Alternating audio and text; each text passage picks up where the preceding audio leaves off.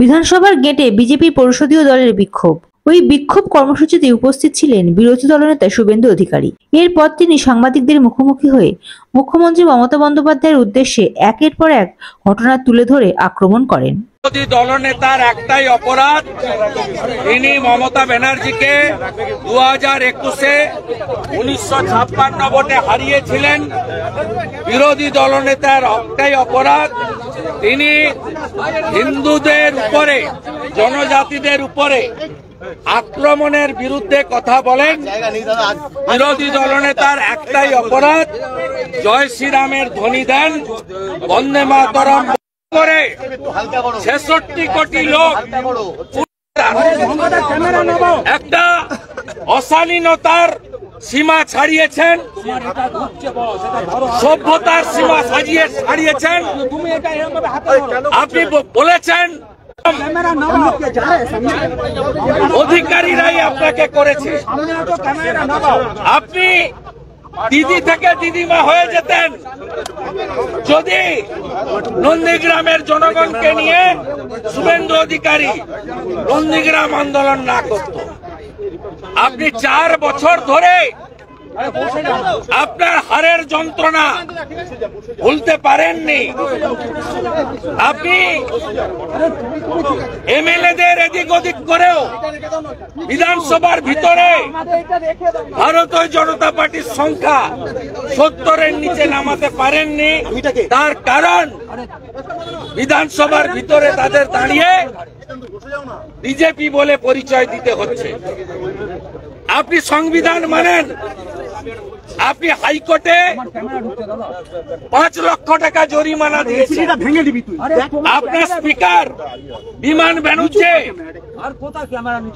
ব্যানার্জি তিনি সংবিধানের 10 শিডিউল, বড় বড় কথা। আপনাকে ভবানীপুরে হারাবো, আরো 5 বছর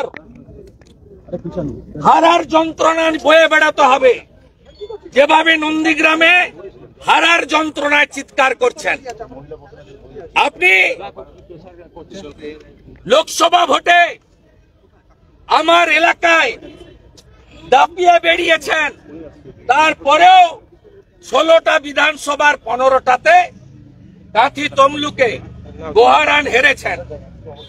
আপনি 2023 রামনবমীর আগের দিন রেড রোডের 100 দিনের টাকার দাবিতে ধর্ণা মঞ্চ থেকে রাষ্ট্রীয় স্বয়ংসেবক সংঘকে, বজরং দলকে বলেননি কাল রামনবমী হনুমানরা বেরোবে। আমি পুলিশকে বলেছি কোন মুসলিম এলাকা দিয়ে যাতে রামনবমীর শোভাযাত্রা না যায়। আপনি বলেননি। আপনি দুর্গাপূজার বিজয়া দশমীর ডেট চেঞ্জ করেননি মহরম দিন পড়েছিল বলে।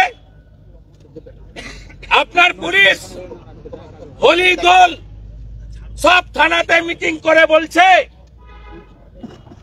যে স্পেশাল ডে শুক্রবার 11টার আগে হোলি দল বন্ধ শেষ করবেন। আপনার অ্যাডিশনাল এসপি বীরভূম শান্তিনিকেতনের ফেমাস বসন্ত উৎসব, সেখানে বলছে আপনারা জানেন শুক্রবার দিন দোল পড়েছে, 10টার মধ্যে যা করার করে নেন। এই ভাষা আপনার আমডাঙ্গার আইসি বলছে মদ খেয়ে হোলিতে বেরোনো যাবে না। আমি আইসি বাবুকে বলি, আপনার পুলিশ মন্ত্রীকে বলুন দোল আর হোলির দিন মদের দোকান বন্ধ রাখুন।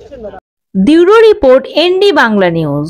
সবার আগে সব খবর, সঠিক খবর পেতে ফেসবুক পেজটি ফলো করে এবং ইউটিউব চ্যানেলটি সাবস্ক্রাইব করে রাখুন আর শেয়ার করতে ভুলবেন না।